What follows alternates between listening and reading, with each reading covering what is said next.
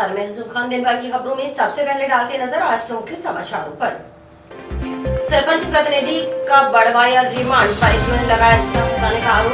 6 kilo 600 ग्राम अफीम बरामदगी का रेकॉर्ड। एशियन वॉलीबॉल चैंपियनशिप में हिस्सा लेकर लौटी बेटी का स्वागत।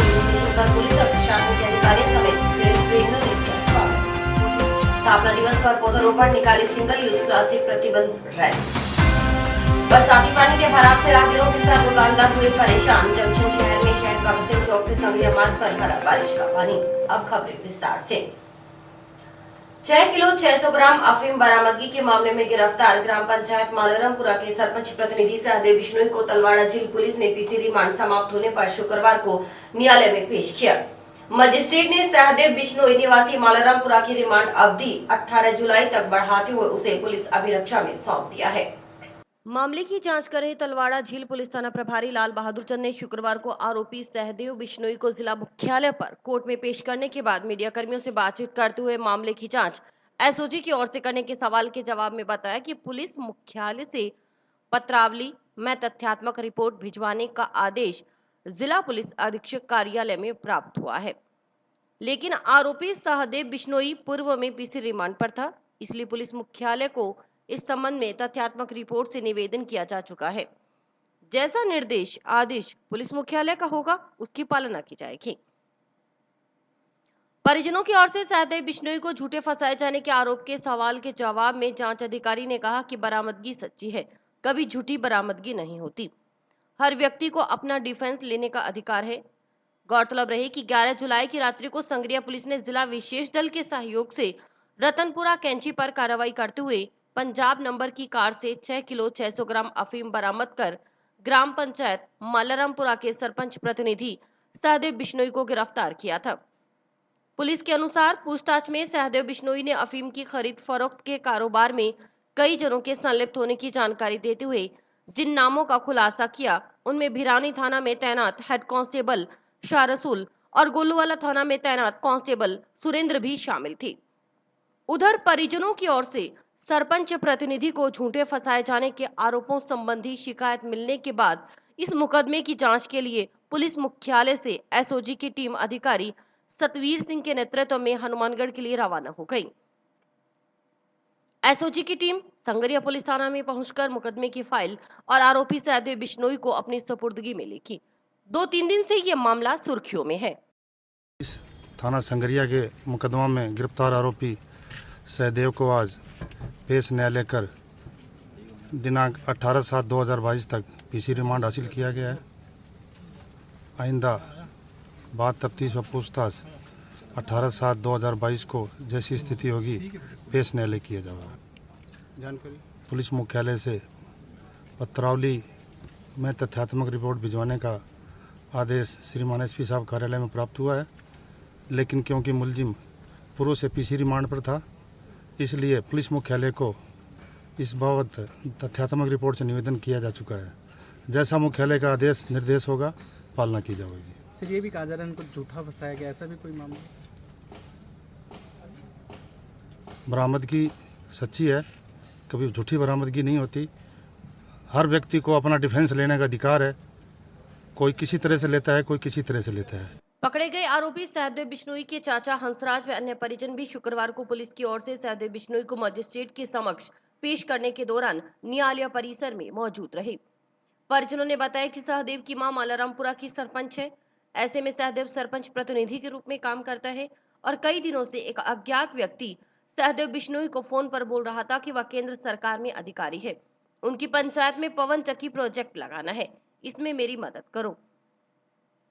इस पर सहदेव बिश्नोई 10 जुलाई की शाम को कथित अधिकारी से मिलने के लिए अपने गांव से रतनपुरा चौराहे के लिए रवाना हो गया। यहां पहुंचते ही डीएसटी ने अपनी गाड़ियों से सहदेव को घेर लिया। इसी दौरान ये कार्रवाई हुई। 9 दिन पहला पवन चक्की का नाम हूँ बीकानेर संभाग में फोन आने लग रहे हो कि मैं थारे ग्राम पंचायत में पवन चक्की लगाना चाहूँ और मैंने ज़मीन मिला है, चाहे ठेके दिला हो चाहे खरीदो। मैं यूँ थारे ग्राम पंचायत ने प्रॉफिट मिली, मदद मिली। बिंग बाद में 5-6 दिन पहले आयो जिंदा टाइम को नहीं हो, गाँव में क्रिकेट मैच चला। बिंग बाद में 10 तारीख ने क्रिकेट मैच को समापन हो 10 साढ़े 5 के लगभग बी टाइम ट्रॉफी को विवरण हो बीत गया। बिंग बाद मैं घर आया, घर आगे एक आइडा 5 को बंद चाय वगैरह पिला के फिर गया। बिंग बाद मैं बाऊ कॉल आयो कि मैं इकट्ठा मिला बेगे रतनपुरा मिला और मारी अडिकन लग रहा है कि किसी कार में आऊँ, फिर बतायो कि वरना कार है। बिंग बाद मैं आगे हूँ, कार आ गई, पीछे हूँ, कार आ गई पुलिस की। सही टाइम तो हो 6:30 का लगभग और FIR में 12:30 टाइम दिखाया है। पहली बात तो दूसरी बात करना कुछ भी कौन हो 1% भी तो भी 6.5 किलो डाल दियो। परिजनों ने आरोप लगाया कि एक साजिश के तहत सरपंच पुत्र को अफीम के मामले में फंसाया गया है। उन्होंने बताया कि ऐसे में साजिश का पर्दाफाश करने के लिए उन्होंने DGP को पत्र लिखकर मामले की जांच SOG व CID CB से करवाने की मांग की थी। इस प्रकरण को सुनने के बाद DGP ने इंटेलिजेंस से रिपोर्ट प्राप्त करने के बाद प्रकरण की जांच स्पेशल ऑपरेशन ग्रुप के अधिकारी सतवीर सिंह को सौंपी है। तो SOG निष्पक्ष जांच चावा, फुल जबरदस्ती या रंजिश है, पॉलिटिकल भी हो उसका है, इकोनॉमिक भी हो उसका है। कजाकिस्तान में आयोजित 21वीं एशियन वॉलीबॉल चैंपियनशिप में हिस्सा लेकर लौटी गांव सिलवाला खुर्द की बेटी अल्पना शुक्रवार सुबह हनुमानगढ़ पहुंची। सिलवाला खुर्द में अपने ननिहाल रह रही अल्पना पुत्री जगदीश कुमार का जंक्शन रेलवे स्टेशन पर पुलिस और प्रशासन के अधिकारियों समेत खेल प्रेमियों ने स्वागत किया। वॉलीबॉल कोच बसंत सिंह मान, ASP Jasaram Bose, ACB ASP Tejpal Singh, PRO Suresh Bishnoi व तहसीलदार विनोद कुमार समेत अन्य गणमान्य नागरिकों ने अल्पना का माला पहनाकर स्वागत किया। खास बात यह है कि परिवार की महिला सदस्यों ने अल्पना को चांदी के सिक्के से तिलक किया। अल्पना कजाकिस्तान में आयोजित 21वीं एशियन वॉलीबॉल चैंपियनशिप में अंडर-20 भारतीय वॉलीबॉल टीम का हिस्सा थी। अल्पना ने 4 से 11 जुलाई तक कजाकिस्तान में आयोजित चैंपियनशिप में हिस्सा लिया। इस मौके पर ASP जसाराम बोस ने कहा कि पहले भी गांव सिलवाला खुर्द के कई खिलाड़ी अंतर्राष्ट्रीय प्रतियोगिताओं में हिस्सा ले चुके हैं। इसका श्रेय वॉलीबॉल कोच बसंत सिंह मान को जाता है। इससे कहा जा सकता है कि हनुमानगढ़ में वॉलीबॉल के खिलाड़ियों का भविष्य उज्जवल है। खेलों की काफ़ी प्रतिभा है, जिसमें वॉलीबॉल में बसंत सिंह मान के कोचिंग में काफ़ी खिलाड़ी तैयार हुए हैं, जिसमें से कजाकिस्तान में अंडर-20 खेल के आई है और पहले भी एक लड़की थाईलैंड में खेल के आई थी। तो ये श्रेय मान सिंह जी को जाता है, मान साहब को, कि इन्होंने प्रतिभा निखारी है और हनुमानगढ़ जिले के लिए मैं उज्जवल भविष्य की कामना करता हूँ कि आगे भी ये खेल प्रतिभा आगे बढ़ती रहे। कोच बसंत सिंह मान ने कहा कि उन्होंने कजाकिस्तान में आयोजित 21वीं एशियन वॉलीबॉल चैंपियनशिप से पहले फेडरेशन पदाधिकारियों से बात की थी कि उनके गांव के खिलाड़ी को मौका दिया जाए, क्योंकि जब तक किसी खिलाड़ी को मौका नहीं मिलता तब तक वह अपनी प्रतिभा का प्रदर्शन नहीं कर सकता। उनके कहने पर फेडरेशन ने अल्पना को मौका दिया। कोच मान ने अन्य बेटियों से आह्वान किया कि चाहे वह किसी भी क्षेत्र में हो, खुद पर विश्वास रखें, तभी वह कुछ कर सकती हैं। यहाँ एक बात संदेश देना चाह रहा हूँ कि लड़कियाँ लड़कों से कम नहीं हैं और ग्रामीण क्षेत्र में जो लड़कियाँ हैं या प्रतिभाएं हैं उनका कहीं मुकाबला नहीं है। मैं मेरी फेडरेशन के में हूँ, उनको भी बात करता हूँ। जब इनका जयपुर में गया वही बात की, वहाँ हनुमानगढ़ का नाम बड़ा ऊंचा हुआ, मेरे को अपने में बड़ा फख्र महसूस हुआ और मैंने विशेष तौर से जो हमारे एडमिनिस्ट्रेशन है उनका मैंने धन्यवाद किया, जो कलेक्टर साहब हैं, SP साहब हैं, हमारे तहसीलदार जी हैं, हमारे PRO साहब विशेष तौर से, कि इन्होंने एक मतलब बहुत ही बड़ी भूमिका निभाई है हमारे को एस्पायर करने में। ये ओपन ट्रायल होती है, जूनियर की ट्रायल ओपन होती है, इंडिया के अंदर सभी स्टेटों से लड़के लड़कियाँ आती हैं। तो वहाँ बहुत टफ कंपटीशन, 200-250 लड़कियाँ थी वहाँ पर, 2 दिन ट्रायल चली इनकी। तो वहाँ बहुत तगड़ी ब्रीफिंग होती है। तो वहाँ 12-13 कोच थे वहाँ पर, सारे एंगल से देखते हैं वो गेम कम देखते हैं, उनकी टेक्निक ज़्यादा देखते हैं। भी टेक्निक अगर जिसके पास है, गेम जिसका माड़ा है या कमज़ोर है, उसको हम 2.5 महीने में तगड़ा कर लेंगे। अगर आपके पास टेक्निक नहीं है तो आप आगे कुछ नहीं कर सकते। तो वहाँ बात चली, जब इनकी ये हुआ तो ये फर्स्ट फेज में इसको बाहर निकाल लिया कि यार कहाँ से आए हो आप। ये सामने खड़ी है मिस्टर चीफ कोच हमारे द्रोणाचार्य वार्डी जी श्रीधर साहब, हालांकि मेरे बहुत तगड़े कुलीग हैं। उन्होंने कहा कहाँ से हो, कहती राजस्थान से। फिर कहाँ से हो, हनुमान। अरे तो आप गुरु मान साहब के स्टूडेंट हो, यस चाहिए आप।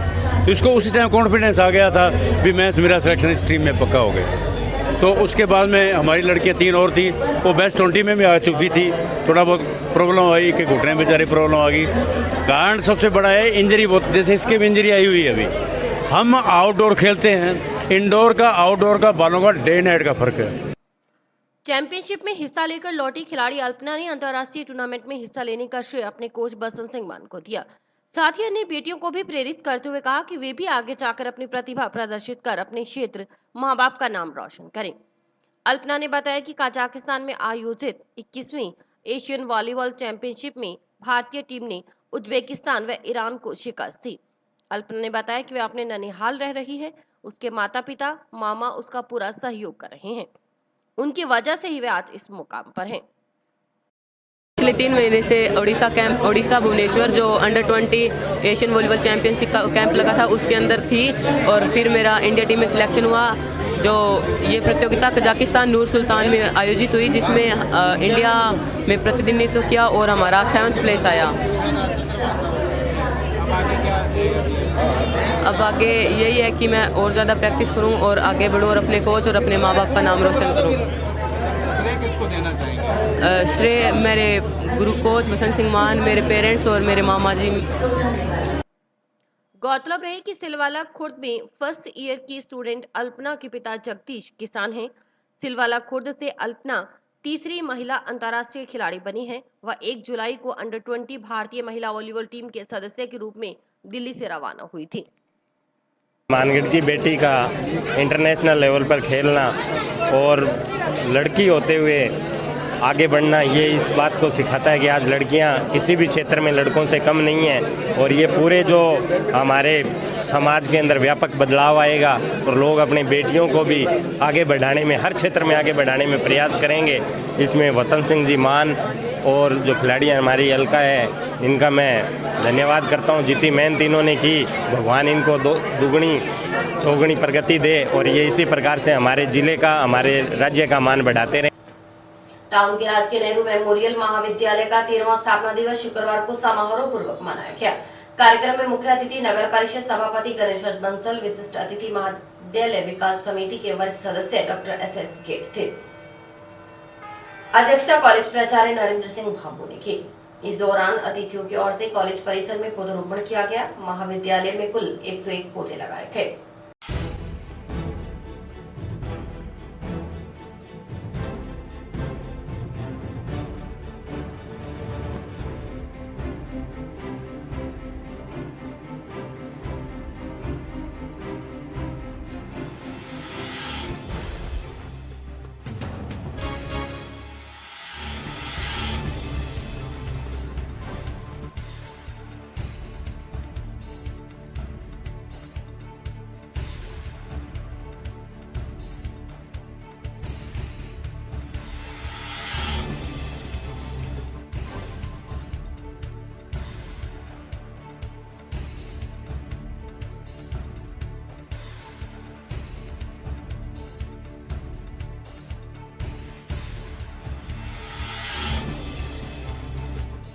महाविद्यालय सरकार ने अधिग्रहण कर लिया तो 15 जुलाई 2010 से आज 13 साल हो गए हैं।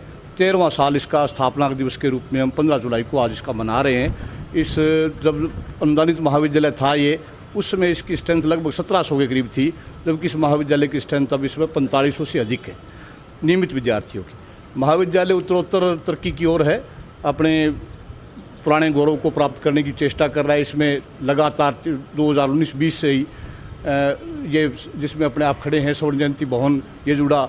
उसके बाद में फिर हमारे पास अलग जो बिल्डिंग का रिनोवेशन किया गया, लाइब्रेरी का डिजिटलाइजेशन किया गया, लेबोरेटरीज बनाई गई, लेबोरेटरीज में नए इक्विपमेंट्स लिए गए, नई किताबें खरीदी गई, नए ग्राउंड्स बनाए गए और बिल्डिंग का रिनोवेशन के साथ साथ कॉन्फ्रेंस हॉल एक नई उपलब्धि थी। नगर परिषद ने भी इसमें बार बार हमारा इसमें सहयोग किया। नगर परिषद के साथ साथ भामाशाह है, इस महाविद्यालय के साथ जुड़े हुए अन्य जो हमारे विकास समिति के सदस्यगण जैसे डॉक्टर साहब हैं, ये अब लगातार इसमें सहयोग करते हैं। विद्यार्थी भी निश्चित रूप से इससे जुड़े रहे, तो इसलिए हमने पूर्व छात्र परिषद का गठन भी किया है। उसमें क्या विद्यार्थी अपने नए क्षेत्रों में नए जगह जाएगा तो भी महाविद्यालय से जुड़ा रहेगा, उसका हमने रजिस्ट्रेशन करवा लिया है। महाविद्यालय की अब स्थायी संबद्धता प्राप्त हो गई है, तो महाविद्यालय अपने पुराने जो गौरवशाली अतीत था उसको दोबारा हम ये चाह रहे हैं कि वो प्राप्त कर लेगा। महाविद्यालय से मैं आया तभी से जुड़ा हूँ 1988 से, इसमें आता जाता रहता हूँ। परीक्षा के टाइम में कोई दिक्कत हो तो आता हूँ, वैसे कोई प्रोग्राम हो तो भी सौभाग्य है मेरा कि इनवाइटेड होता हूँ और आता हूँ। काफ़ी प्रोग्रेस की है महाविद्यालय ने। यहाँ पानी का पहले था, उसकी डिगी बना दी, कर दी। सिंचाई की व्यवस्था भी अच्छी हो गई कर दी। अब हॉस्टल बनना एक बाकी है, उसके लिए सभी प्रयास रहते हैं। तो अच्छी संस्था एक हो जाएगी, कर जाएगी। पौधारोपण तो एक ऐसा है कि भी अभी टाइम ऐसा है करके है कि वेब वाले जो पौधे लगे हुए हैं वो चिरायु होंगे, करेंगे। जुलाई 2022 से राज्य सरकार द्वारा सिंगल यूज़ प्लास्टिक जो है उसे बैन किया गया है। तो क्योंकि आज के टाइम में जो पोल्यूशन की स्थिति है, अगर हम लोग देखें बारिश के सीज़न में नालियां हैं, नाले हैं, जो भी हैं वो बहुत ज़्यादा प्लास्टिक से भर जाते हैं और पानी की रोक करते हैं, नालियां ब्लॉक हो जाती हैं। इसके साथ साथ में जो पशु हैं वो भी उन प्लास्टिक थैलियों को खाकर काल के ग्रास बनते हैं।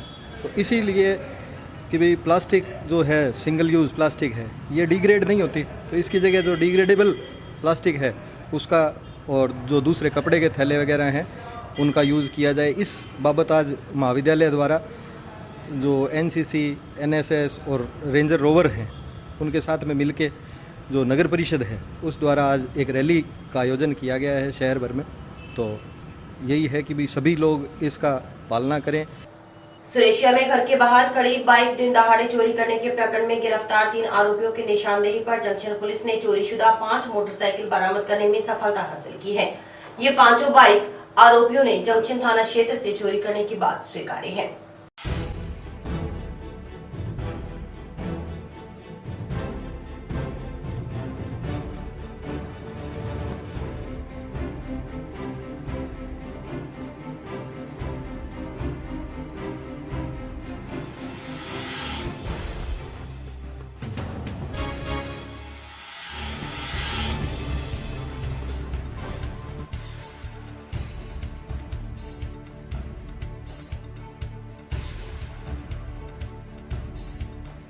दिनांक 6/7/22 को वार्ड नंबर 60 सुरेशिया से मोटरसाइकिल चोरी हो गया था। इस संबंध में राजेंद्र सिंह लोहार ने मुकदमा दर्ज करवाया था और हमने मुखबिर मामूर कर इधर उधर व्हाट्सएप पर फ़ोटो वायरल करके चोरों की और 3 लड़के गिरफ्तार किए हैं 11 तारीख को, जिनका एक का नाम है युद्धवीर सिंह उर्फ दूधी, दूसरे का नाम है जसप्रीत उर्फ जसिया और एक लड़के का नाम है हरविंदर सिंह उर्फ मेहनती। ये मजहबी सिख है तीनों लड़के और ये लड़के रहने वाले हैं अपने 20 LLW के। ठीक है, तो इनको 11 तारीख को गिरफ्तार कर लिया गया और 12 तारीख को पेश न्यायालय कर इनका रिमांड लिया गया। जिला मुख्यालय पर शुक्रवार को ही बारिश के बाद जंक्शन व टाउन शहर में कई जगहों पर पानी भराव की स्थिति पैदा हो गई। इससे लोगों को परेशानी का सामना करना पड़ा। दुकानों के आगे भी पानी एकत्रित होने से ग्राहकी प्रभावित हुई। कुछ ऐसा ही हाल जंक्शन में शहीद भगत सिंह चौक के नजदीक संगरिया रोड पर देखने को मिला। इस अति व्यस्त मार्ग पर बरसाती पानी का भराव होने से आ जा रहे लोगों को साथ साथ दुकानदारों को भी परेशानी उठानी पड़ी।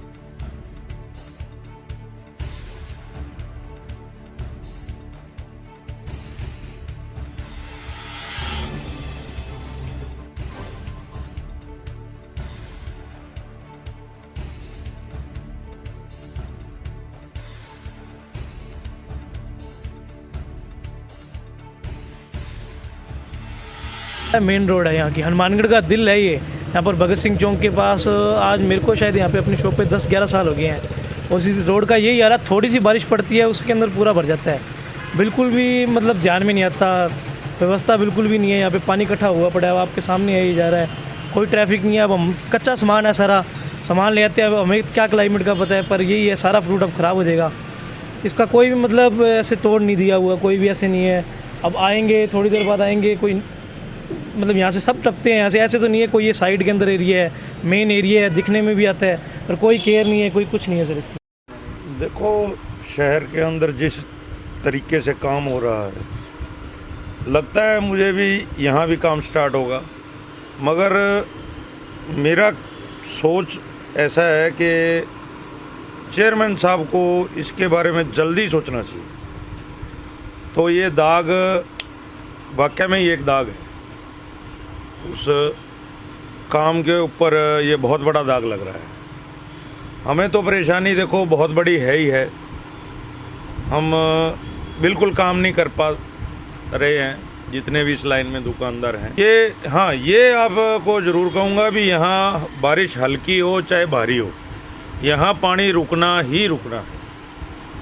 अभी पीछे कुछ नगर पालिका की तरफ से टैंकर आता था, पानी निकाल के ले जाता था, 3-4 बार ही हुआ है अभी, इससे पहले कभी नहीं। समाधान तो देखो ये सड़क यहाँ से नीचे रखी गई है, पहले जब ये सड़क बनाई गई थी तब यहाँ से नीचे रखी गई है, और ये नाली के लेवल के हिसाब से रखी है भी ये रोड का पानी जो है नाली में चला जाए, मगर नाली ऊंची है, रोड नीची है।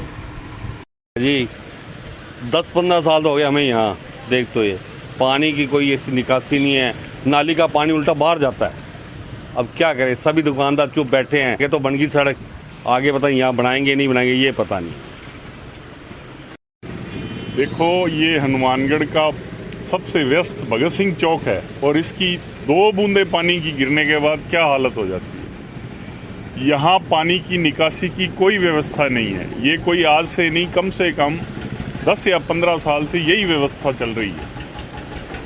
अब नए सभापति जी बने, उन्होंने शहर का सौंदर्यीकरण किया, बहुत पैसा लगा रहे हैं, लाइटिंग अच्छी कर रहे हैं, लेकिन पानी की आज सुबह 4 बौछारों की वजह से यहाँ कम से कम 2-2, 2.5 फीट पानी भर गया है। इसका कोई भी समाधान अभी तक कुछ नहीं हो पाया है। सड़कें आगे बनी हैं, आरसीसी की सड़क बन रही है पीडब्ल्यूडी की तरफ से, वो देखो गोल चक्कर तक आती है, ये भगत सिंह चौक तक आती है या नहीं आती, इस बात का अभी कोई पूर्णतः कंफर्म नहीं है। शहर के लिए जितना भी बजट आता है वो सबसे पहले शहर के सौंदर्यीकरण पे लगाते हैं, तो उसमें सबसे पहले इनको ये देखना चाहिए भगत सिंह चौक से लेकर संगरिया रोड, जो कि सबसे व्यस्तम मार्ग है, इस मार्ग पर आने जाने वालों के लिए कितनी दिक्कत है। पानी अब आप देख सकते हैं लाइव में, पानी कम से कम भी 2-2, 2.5 फीट पानी हर दुकान के आगे खड़ा है। और अभी वक्त है एक ब्रेक का।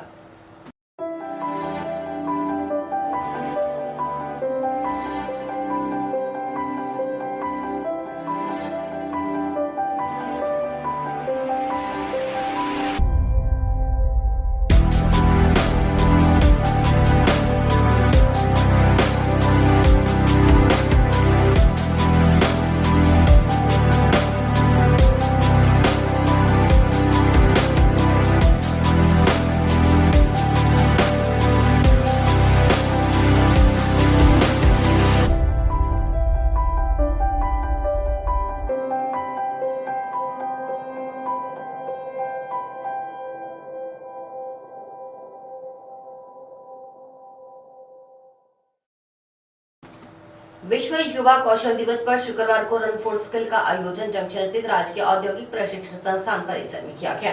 तकनीकी शिक्षा से अधिक लोगों को जोड़ने के लिए जागरूक करने के उद्देश्य से रैली निकाली गई। रैली को आईटीआई के जेआई विजेंद्र स्वामी ने हरी झंडी दिखाकर रवाना किया।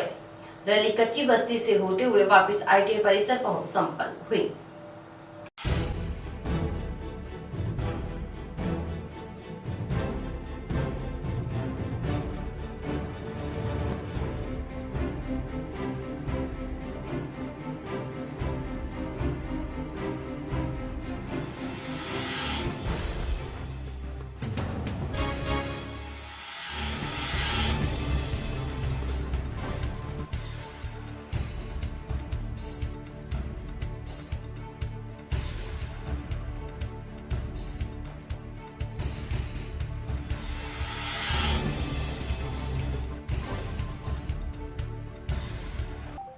पंद्रह जुलाई 2022 विश्व कौशल युवा दिवस है ये, और इस पर लड़कों को आगे टेक्निकली आगे जो प्रभात फेरी हमारी है, इसका उद्देश्य ये है कि हम प्रचार प्रसार करें आईटीआई का।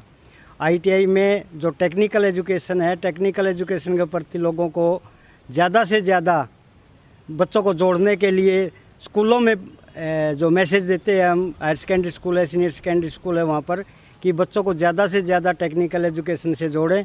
और आज भी अब यही उद्देश्य है कि टेक्निकल एजुकेशन को बढ़ावा देने के लिए ये जो है उत्सव मनाया जाता है। दिल्ली मेन गेट से निकलकर बाउंड्री के चारों तरफ कच्ची बस्ती से होते हुए और इधर से कच्ची बस्ती से घूमते पीछे की तरफ घूमते हुए और वापस यहीं पर समाप्त होगी।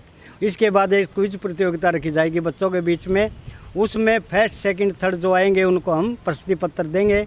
और इससे पूर्व जो 2021 के परिणाम आए थे उसमें अपने व्यवसाय में जो बच्चे फर्स्ट आए हैं हम उनको भी प्रशस्ति पत्र देंगे, ताकि आगे बच्चे और ज़्यादा जागरूक हों और ज़्यादा पढ़ के और ज़्यादा नंबर लेने की और ज़्यादा सक्सेसफुल होने की जो है ना कोशिश करें। और इसी के साथ समाचार समाप्त हुए। रोजाना देखते रहिए समाचार। नमस्कार।